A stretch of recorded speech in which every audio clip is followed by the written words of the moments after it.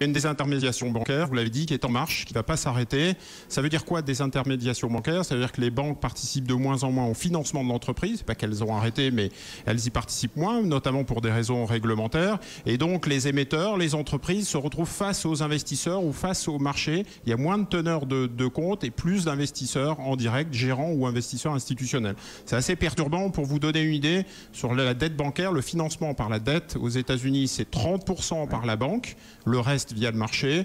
En France, selon l'OCDE, c'est 82% via la banque et le reste via le marché. Donc on voit que le crédit bancaire vis-à-vis des entreprises est encore majoritaire, très majoritaire. Le mouvement, c'est justement de diminuer et c'est la réglementation qui pousse à cette diminution. C'est ça, c'est ce qu'il faut expliquer. C'est-à-dire que la réglementation prudentielle pour les assureurs ou pour les banques n'incite plus les entreprises bancaires à faire autant de crédits, en tout cas de la même manière qu'auparavant. Exactement. Donc les bilans des banques doivent être nettoyés, les banques doivent moins porter de risques. C'est le célèbre BAL 3 et donc les banques ont bien compris qu'elles allaient plutôt orienter les entreprises vers le marché et plus porter ce risque, servir un peu de teneur de compte comme disent les spécialistes.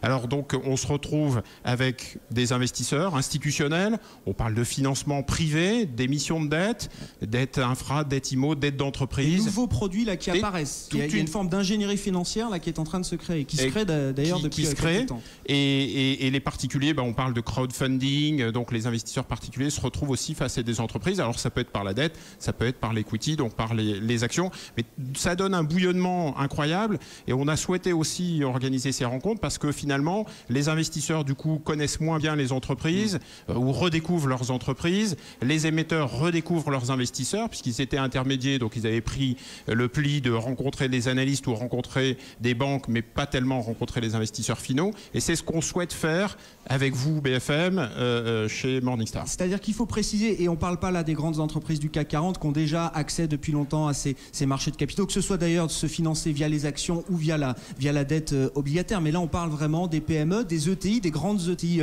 françaises qui sont confrontées à ce mouvement-là, et c'est vrai que de l'autre côté, les investisseurs ne connaissent pas forcément ces entreprises. Alors souvent les investisseurs savent participer aux augmentations de capital sur les levées d'argent via le marché action, mais sur le marché de la dette obligataire, c'est un peu différent. C'est un peu différent et puis c'est pas facile, c'est un vrai métier. C'est-à-dire avoir l'expertise crédit pour analyser les bilans et faire une sorte de shadow scoring, faire une sorte de shadow rating où vous allez recalculer vous-même votre rating et évaluer la société, c'est un vrai défi. Donc les grands gérants, AXA, BlackRock, Amundi ont depuis longtemps des équipes d'analyse crédit, mais l'institutionnel et même, n'en parlons pas, le particulier, même un peu professionnel, un peu averti, n'a pas les outils, les logiciels et la connaissance pour faire ce type d'analyse. Donc c'est un vrai défi, les entreprises doivent mieux communiquer, les investisseurs doivent mieux analyser, c'est ce qu'on essaye de faire pour y voir un peu plus clair. Est-ce que les intérêts s'alignent aujourd'hui entre les émetteurs d'un côté qui offrent de la dette et les investisseurs qui cherchent du rendement?